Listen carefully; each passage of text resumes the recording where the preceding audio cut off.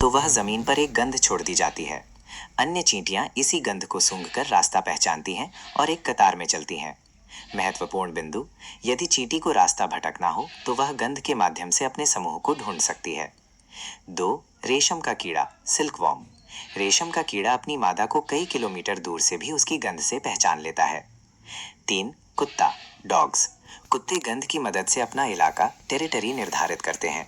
वे मल मूत्र त्याग कर अपनी उपस्थिति की गंध छोड़ते हैं ताकि कोई दूसरा कुत्ता उनके क्षेत्र में ना आ सके। चरण 2, देखने की अति संवेदनशीलता, सेंस ऑफ साइट। जानवरों की देखने की क्षमता में बहुत अंतर होता है। 1. तेज नजर, शार्प साइट। बाज, ईगल, चील, काइट और गिद्ध, वल्चर जैसे पक्षी हमसे 4 गुना अधिक दूरी से चीजों को देख सकते हैं। यदि हम 2 मीटर की दूरी से कोई वस्तु देख सकते हैं तो ये पक्षी उसी वस्तु को 8 मीटर की दूरी से देख सकते हैं। 2. रंगों का ज्ञान, कलर परसेप्शन। ज्यादातर जानवर जो दिन में जागते हैं वे कुछ रंग देख पाते हैं। जो जानवर रात में जागते हैं वे चीजों को केवल सफेद और काले, ब्लैक एंड व्हाइट रंग में ही देखते हैं। उदाहरण, उल्लू। चरण 3, सुनने की अति संवेदनशीलता, सेंस ऑफ हियरिंग। कुछ जानवरों की सुनने की क्षमता बहुत तीव्र होती है। 1. बाघ, टाइगर।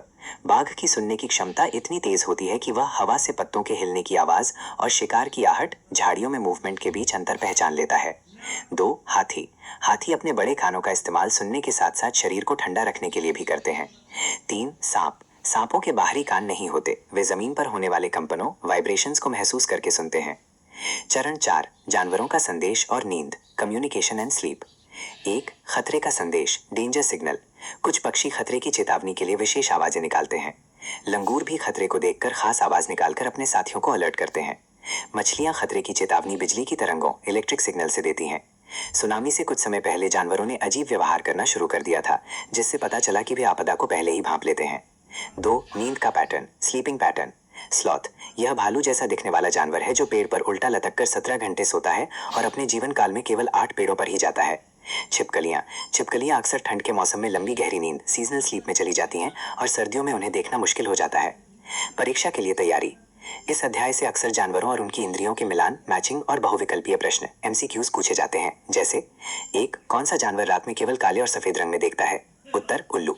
2. कौन सा पक्षी मनुष्य से 4 गुना दूर देख सकता है? उत्तर, चील, बाज, गिद्ध। इन सभी बिंदुओं को अपनी कॉपी में नोट करें और पुनरावृत्ति करें। क्या आपको कोई विशिष्ट बिंदु दोहराना है?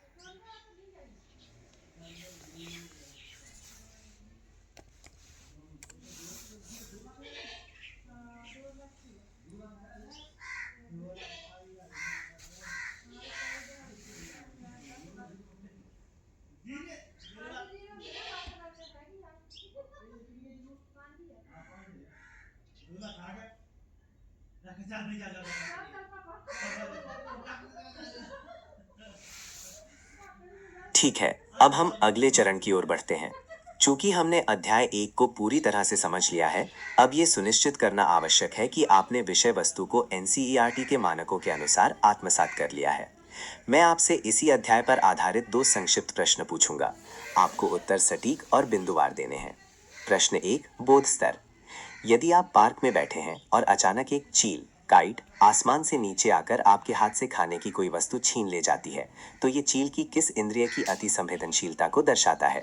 कक्षा 5 के स्तर पर कारण सहित उत्तर दें। प्रश्न 2, अनुप्रयोग स्तर। आपके घर के दरवाजे के पास अगर कोई कुत्ता आता है तो वो सबसे पहले क्या करता है और वो ये व्यवहार क्यों करता है? गंध की इंद्रिय से संबंधित उत्तर दें। जल्दी उत्तर दें।